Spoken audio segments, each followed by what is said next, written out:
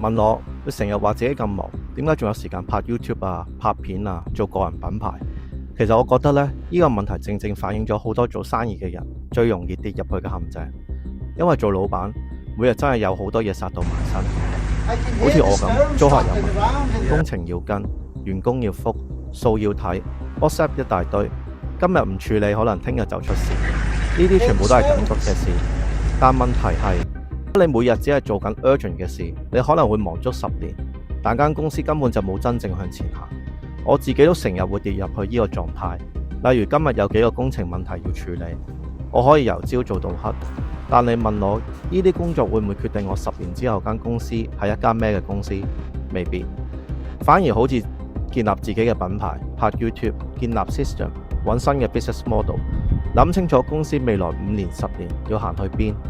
呢啲事情今日唔做，公司唔會即刻死。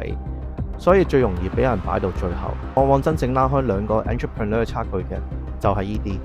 重要但唔緊急嘅事。所以我而家會逼自己，就算再忙都好，都要留一部分時間做呢啲事。因為如果我每日只係處理今日嘅問題，我只係令自己越嚟越叻去救火。但係我真正想做嘅唔係做一個最叻救火嘅老闆，而係建立一間就算5年、10年之後都仲有增長能力嘅公司。